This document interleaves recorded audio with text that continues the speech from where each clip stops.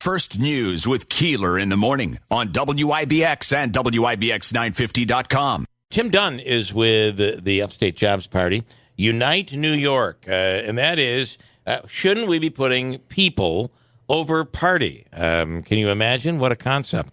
And Tim is on the line. Tim, thanks. I'm sorry we're way behind this morning. I appreciate you hanging in there. Good morning. That's all right. I understand. I'm wishing I got some of that hand cream.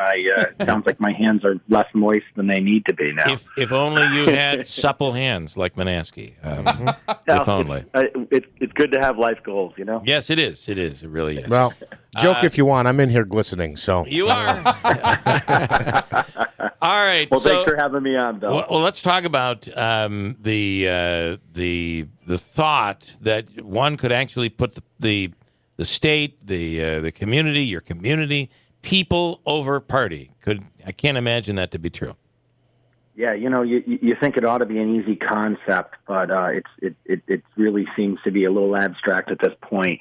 We launched Unite New York earlier this year when we saw the events that transpired on January 6th, and regardless of how you felt about the outcome of the election or what your party enrollment is, we looked at that and said, if we're at a point in this country's history where people are this divided and this far apart, then we've done something gravely wrong, and we need to do something different. Yeah. So that really was really the linchpin for Unite New York being established, where we said, let's provide a platform and an opportunity. Let's provide a home for Republicans, Democrats, conservatives, liberals to come together, independents, come together to seek out common sense solutions to a system in New York that's obviously broken. It's very difficult to look at state government and politics and not say, wow, our system is really not in alignment with our priorities. We certainly see that upstate even more so. And especially with redistricting coming up, and really the state controlled by one party, it's going to be very interesting. Now we're told this is going to be something that will be non-political, but that's not going to be the case. It'll be fair and equitable bullcrap. I don't see it. Everything that comes out of Albany is non-political, right? Right. Well, the thing that really blew our mind recently we might not have seen it directly in the Mohawk Valley, but across the state about a month ago, there was a primary election, and really every major city in upstate New York had a mayoral primary for the Democratic candidate. Right. And if you look at the turnout, now we complain about it being a one-party state, but the way the system has been built, and it's been built in such a way to actually turn away voters. Right. In the primaries in Rochester, Buffalo, Syracuse, Albany, we saw abysmal turnout, less than 20% turnout. And here are some numbers that really blew my mind. In the city of Buffalo, it's a city of 250,000 people. The winning candidate had only 11,000 votes in the Democratic primary. Yeah. There's no Republican in the race. Mm-hmm. In Rochester, 200,000 population, only 12,000 people voted for the victor. In Syracuse, similar outcome, 130,000 people. The victor only got about 2,600 votes. That's basically the mayor of the city of Syracuse being put in place by the population of the village of Mohawk. Right. In Albany, a similar circumstance, 100,000 population and about 3,600 votes determine the Democratic primary. And we think there's an easy solution here. We in New York State have a closed primary system, meaning that you have to be enrolled in a party to vote in the primary. We think that that's the normal way things are done, and how else would you do it? Right. Well, the reality is we got a little bit of Stockholm syndrome. We're one of only 9 states with a closed primary process. We think it would make a heck of a lot of sense to open up the primary system to allow unaffiliated voters, folks that are not in a party, to be able to vote in party primaries. That's something that the parties could do themselves. How do you, because the concept is that you belong to a party and the party selects its candidate or its nominee who's going to run for that race. How do you justify, though, allowing someone who's not a member of that party to vote in the primary that picks the party candidate? Well, I think there's a couple good reasons for it and good justification for it, and some of them are actually strategic for the individual parties. Let's take the Republican Party, for example.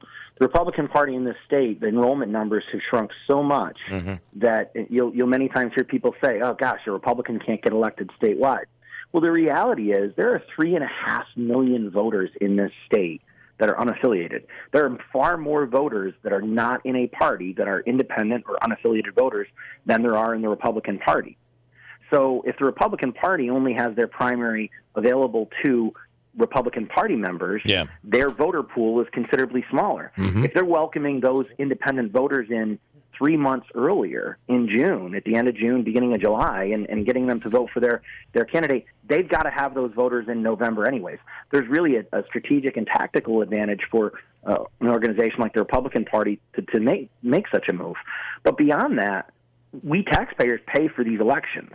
Right? Regardless of your party affiliation, you pay for the primary election, but yet about 40% of the voters in the state are directly excluded from the process. And folks will say, well, wait a minute, you choose not to be in a party. That's not necessarily the case.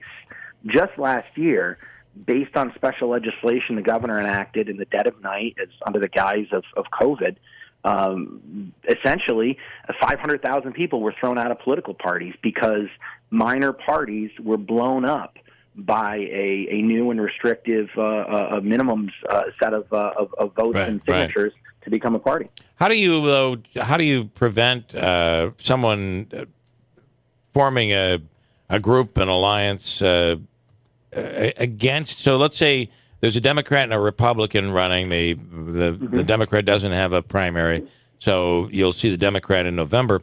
The Republican has a primary, but Democrats come in and vote in that primary, and they vote for the candidate they want their candidate to face in November, really ambushing the primary. How do you prevent that from happening?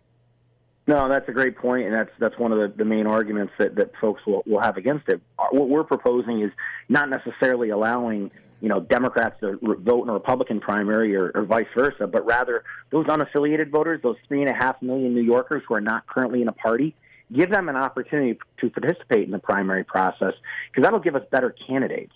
That'll have candidates that are actually more aligned with the middle where most of the voters in the state are.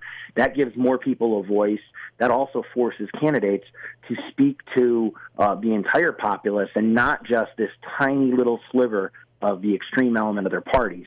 What we've seen with the primary process, and there's been a lot of research done on this, is because the party primary process really empowers the extremes in both parties, the Donald Trumps on the right and the AOC on the left.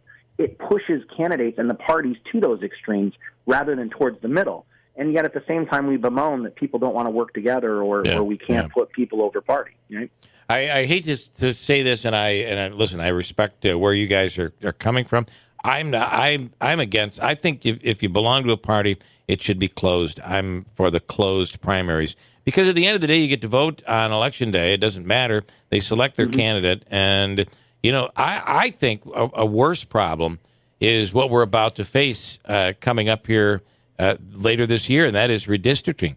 These districts have been cut out, and I mean, look at what Mark Butler's district looked like, which was just enormous and difficult, and didn't cover much of the metro area.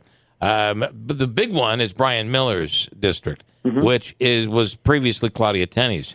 And that was done out of spite, Republicans and Democrats, because they didn't like Claudia Tenney, and that's what they did to her.